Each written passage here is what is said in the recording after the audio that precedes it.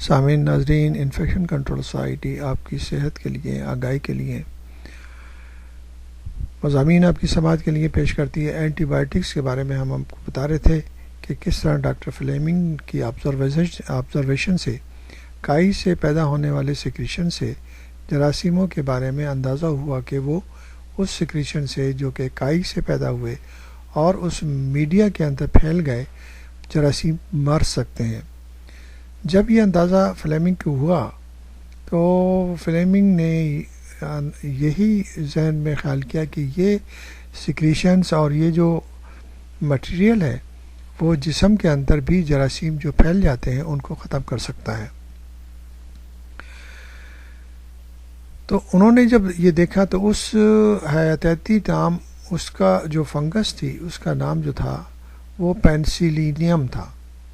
Doctor Fleming نے medical general میں اس دریافت کا انکشاف تو کر دیا، لیکن دوسرا اہم مرحلہ اسے حاصل کرنا تھا، یعنی کہ اس سیکریشنز کو جو کہ پینسیلینیم جو فنگس ہے پیدا کر رہی تھی اس کو حاصل کرنا ضروری تھا۔ ڈاکٹر فلیمنگ اس کوشش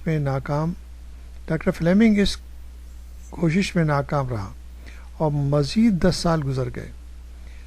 یہ صحرا بعد ازاں ایک دوسری ٹیم کے سر رہا جس کے سربراہ ڈاکٹر فولی تھے۔ ڈاکٹر ہاورڈ فولی اور ان کے اسٹاف نے کائی کے افزائش مادے کی دریافت اور اسے خالص حالت میں حاصل کرنے کے طریقے واضح کیے۔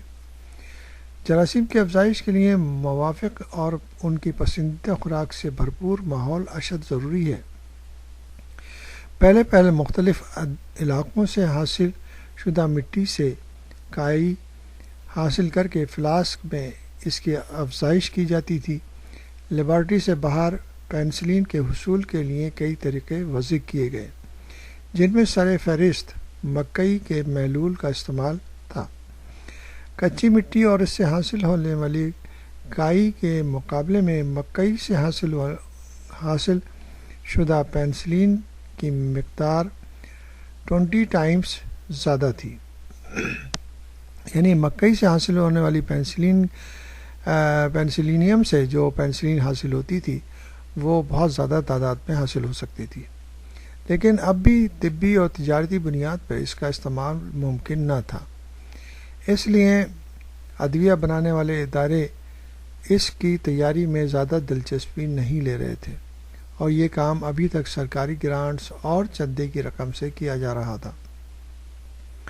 برطانیہ پر نازی جرمن طیاروں کی مسلسل بمباری سے گھبرا کر تحقیق کا مرکز امریکہ سے ریاست ایلینوائے کے شہر پیوریا منتقل کیا گیا اور اس مرکز میں پہلی مرتبہ مکئی کے محلول کو زیر زمین دیو قامت سلنڈر نما ٹینک میں آکسیجن کی موجودگی میں کائی کی افزائش کے لیے استعمال کیا گیا۔ بعد ازاں اس سے پینسلین کو تجارتی بنیادوں پر حاصل کیا گیا اور ڈاکٹرز نے اس علاقے کے مکینوں سے درخواست کی کہ ان کے گھروں میں جو بھی کائی شدہ اشیاء موجود ہیں انہیں لیبارٹری میں پہنچا دیں۔ اس طرح یہ ریسرچ آگے بڑھی تاکہ ریسرچ کے کام میں اس کائی سے بدل مل سکے۔ اسی مہم کے دوران ایک خاتون سڑا ہوا تعفن زدہ امریکی خربوزہ لے کر آئیں اور اس خربوزے میں موجود کائی پر تحقیق کی گئی اور پینسلین کی ایک نئی قسم بھی دریافت ہوئی جو مقدار میں زیادہ تھی۔